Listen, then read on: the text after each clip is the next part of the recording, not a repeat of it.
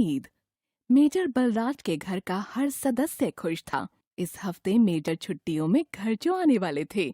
सबसे ज्यादा चहक रही थी उनकी दुलारी रोशनी।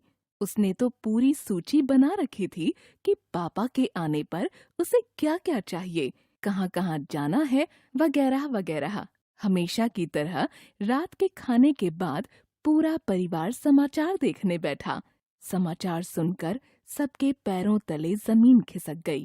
सीमा पर दुश्मनों के औचक हमले और मेजर बलराज के लापता होने की खबर थी।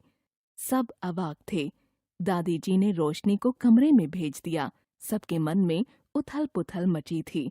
अगले दिन सुबह सुबह रोशनी ने दादाजी से पूछा, दादाजी, आप भी तो सेना में थे, आप बताइए ना, क्या पापा कभी लौट कर नहीं आएंगे?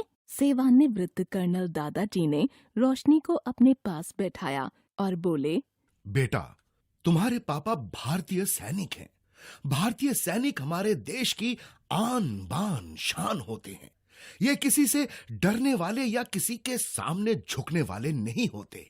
ये आत्मबल और आत्मविश्वास से भरे होते हैं। इनके पास यदि अस्त्र शस्त्र खत्म भी हो जाए तो भी ये दुश्मनों पर कहर ढाते हैं। जब ये सरहद पर होते हैं तभी हम अपने अपने घरों में चैन की नींद सोते हैं। इनके बिना हमारे देश का कोई अस्तित्व नहीं है। भारतीय सैनिक देश रक्षा के लिए अपनी जान तक निछावर कर देते हैं। हमारा देश हमेशा से वीरता एवं बलिदानों का देश रहा है। भारत के हर एक कोने में ऐसे ऐसे वीरों ने जन्म लिया है जिन्होंने देश की रक्षा में अपने प्राणों का बलिदान दिया है। आज मैं तुम्हें हमारे वीर सैनिक मेजर धन सिंह थापा की कहानी सुनाता हूं। ये 10 अप्रैल 1928 को शिमला में जन्मे नेपाली मूल के भारतीय थे। 21 वर्ष की आयु में ये फौज में भर्ती हुए। ये बहुत ही मितभाषी और मेहनती अधिकारी थे। अनावश्यक बोलना और खुद को बहादुर जताना इनके स्वभाव में शामिल नहीं था। 20 अक्टूबर 1962 को अचानक चीन ने भारत पर हमला कर दिया। यह हमला इतना अचानक हुआ कि भारतीय सेना को तैयारी का अवसर ही न मिला। सेना के कमांडर ने मेजर धन सिंह थापा को 8वीं गोरखा राइफल्स की प्रथम बटालियन के जवानों को लेकर लद्दाख के मोर्चे पर जाने का हुक्म दिया। जबकि चीनी सैनिक लद्दाख में बहुत सारी चौकियां पहले ही बना चुके थे और उनके पास भारी मात्रा में गोला बारूद और बंदूकें थी। इधर मेजर थापा को छोटी छोटी चौकियां बनाने का हुक्म दिया गया। इनके पास लिए केवल 28 सैनिक और थोड़े बहुत गोले बारूद और बंदूकें थी। धन सिंह मोर्चे पर रवाना हो गए। हिमालय गोरखाओं के विश्वास का महान पर्वत है, पर मोर्चा पथरीली बंजर जमीन पर लगा था।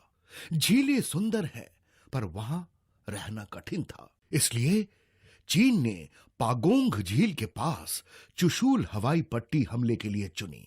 20 अक्टूबर को श्रीजब चौकी पर हमला हुआ। गोलंदाज फौज की गोलीबारी शुरू हुई। हमला सुबह 6 बजे शुरू हुआ और 2.5 घंटे तक चलता रहा। फिर एक साथ भारी संख्या में दुश्मन चींटी की तरह आते दिखाई दिए। चींटी तोपें मार करती हुई आ रही थी। सामने दुश्मन की गोलीबारी हो रही थी। इधर धन सिंह के पास जवान और गोला बारूद भी कम थे, परंतु साहस की कमी न थी। मेजर थापा ने ऐलान किया, 1 गोली, 1 सैनिक, 1 दुश्मन। उनका हौसला साथियों को भी ताकत दे रहा था। फिर गोलियां खत्म हो गईं। साथी गिरते गए। 3 साथियों के साथ थापा ने मोर्चा संभाला। घायल हुए और लड़ते रहे। उन्हें काबू में करने के लिए चीनी सैनिकों को एड़ी चोटी का जोर लगाना पड़ा। आखिर वे दुश्मनों के द्वारा बंदी बना लिए गए। दुश्मन ने तरह तरह के कष्ट दिए। पूछा, भारतीय फौज कहां है, कितनी है, कौन कौन से हथियार उनके पास है। पर फौलाद धन सिंह ने जुबान नहीं खोली। जुल्म सहते रहे। वे ना यातना से डरे, ना प्रलोभन से डिगे। जब वे अपने वतन लौटे तो उन्हें बहादुरी के लिए परमवीर चक्र का सम्मान मिला। वे मेजर से लेफ्टिनेंट कर्नल के पद तक पहुंचे। पदमुक्त होने के बाद लेफ्टिनेंट कर्नल थापा ने सहारा एयरलाइंस के निदेशक का पदभार संभाला। यह सुनकर रोशनी की आंखों में चमक आ गई। सच दादाजी, तो क्या पापा भी लौट आएंगे? हाँ हाँ, बिल्कुल आएंगे। फिर बहादुर पिता की बहादुर बेटी उम्मीद के साथ स्कूल के लिए निकल पड़ी।